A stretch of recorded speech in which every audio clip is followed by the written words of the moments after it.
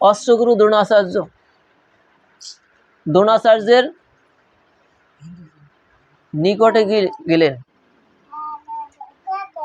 নিকটে গিয়ে এই যে যুদ্ধের একটা কৌশল অবলম্বন করলেন। যুদ্ধের একটা কৌশল অবলম্বন করলেন। অবলম্বনটা চিন্তা করলো যে গুরুদেব দ্রোণাচার্যর অত্যন্ত প্রিয় শিষ্য হচ্ছে অর্জুন। তার কারণ যে ছাত্রটা একটু ভালো হয়, মাস্টার মহাশয়ের তার প্রতি ভালো প্রীতিটা একটু বেশি থাকে, তার প্রতি নজরটা বেশি থাকে। তাই এই যুদ্ধ বিদ্যা আমরা যখন শিখলাম, তার মধ্যে অর্জুন ছিল সবচেয়ে পারদর্শী এবং গুরুদেবের অত্যন্ত প্রিয়।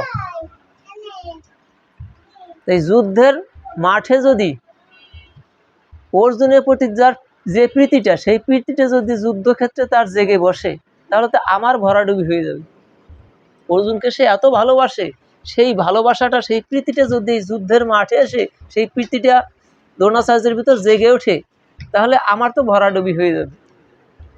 তাই তিনি স্মরণ করিয়ে দিতে গেলেন।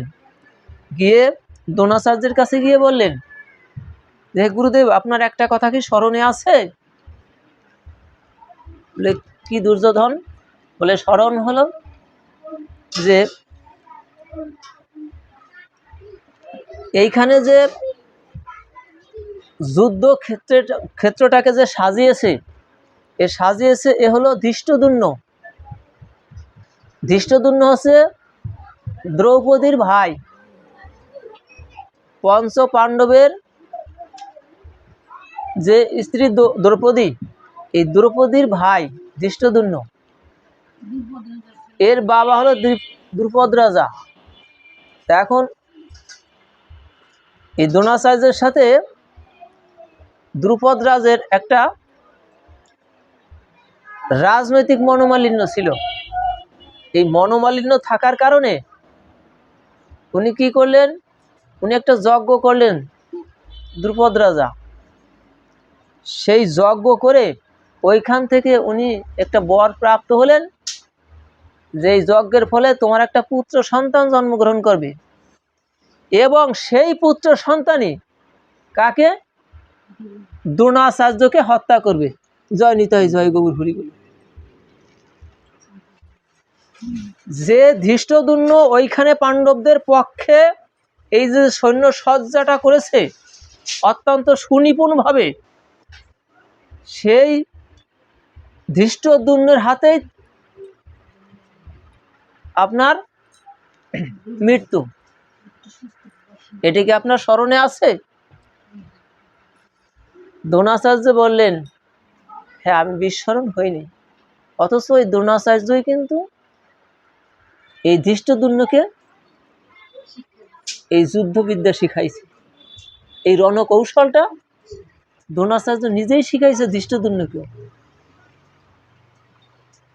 সে জানে যে এই ধৃষ্টদ্যুম্নের হাতে আমার মৃত্যু, তারপরও যখন সে ছাত্র হয়ে এসেছে, শিক্ষকের ভূমিকায় সে কখনো কার্পণ্য করে নাই। গুরু ভূমিকায় সে কখনো কার্পণ্য করে নাই। যা যা শিখানেন সম্পূর্ণভাবে শিখিয়েছে। জয় নিতাই, জয় গৌর হরি বল। এ কথা স্মরণ করিয়ে দেওয়ার জন্য কিন্তু দুর্যোধন ওখানে গিয়েছেন, একটা যুদ্ধের কৌশল আটলেন।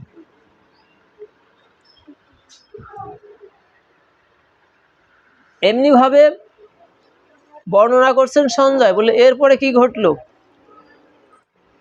সবকিছু ধৃতরাষ্ট্রের সম্মুখে বর্ণনা করছে। ধৃতরাষ্ট্র শ্রবণ করতেছে।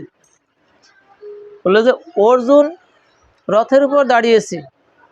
রথের উপর দাঁড়িয়ে তার সারথি ভগবান শ্রীকৃষ্ণকে বললেন, সারথি ভগবান শ্রীকৃষ্ণকে বললেন যে হে কৃষ্ণ, সে নয় উভয়ের মধ্যে রথং স্থাপয় মে অশ্রুত যাবদে দান তান নিরীক্ষে অহম যুদ্ধকাম অবস্থিতান বলে এই রথখানা আগায়, রথখানা তুমি যুদ্ধের মাঠে মাঝখানে স্থানান্তর করো, আমি দর্শন করে নেই আমার বিপক্ষে যারা যুদ্ধ করতে এসেছে তারা কারা, এতটা দুঃসাহসকার আমার বিপক্ষে যুদ্ধ করে, আমার বিপক্ষে অস্ত্র ধারণ করে। এই কথার মধ্যে অনেকটা দিমাগ রয়ে গেল অর্জুনের।